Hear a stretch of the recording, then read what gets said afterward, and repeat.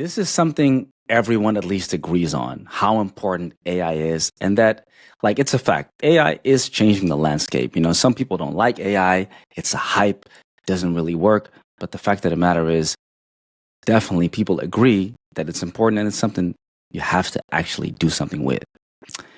But you have a company, you're leading part of it. Let's say you're a CMO or you're head of sales, but there's no real strategy, right? People are working with different tools. Some person is using, let's say, OpenAI. The other person is using Perplexity a lot. Gemini, obviously, Claude is being used. Some even use Claude Code, but there's no real strategy, not one strategy that actually pulls together. It's like more like diverting strategies.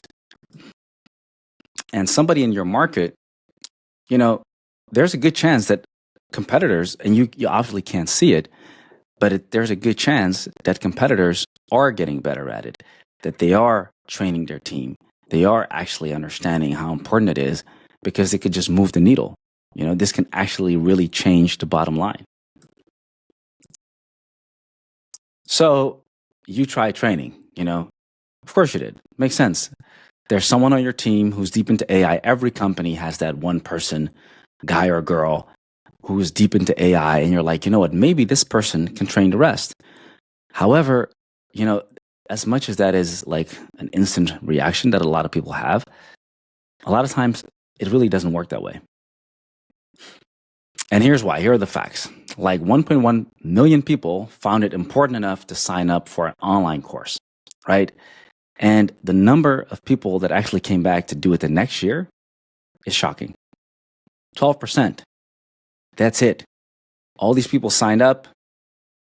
Next year, only 12% comes back. Imagine if this is like a gym membership and there's 100 people and next year is only 12 coming back. That's not good. And, the thing is, MIT and Harvard are the one who found out about it. 565 courses, all related around tech.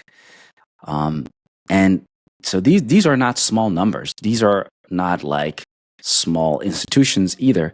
And it's not like, the sample size is really small. This is a massive sample size. And it was never the content, right?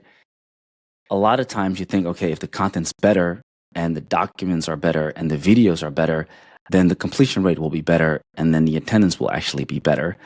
But that's not really the case because over the years, obviously, technology has improved.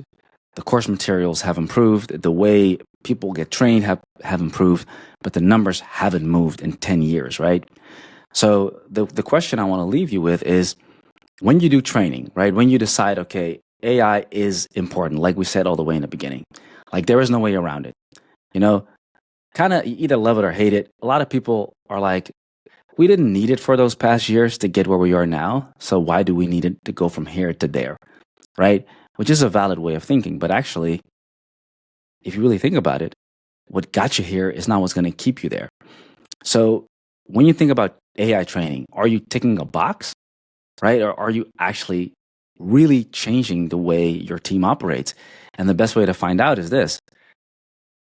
If they do a training, what did they stop doing 90 days after the training? And how are they working now in a way that they never worked before? So Torque also does AI training. We help small, medium-sized businesses do more with AI. If you made it this far, thanks for watching. My name is Rich Loen. See you in the next one. Bye-bye.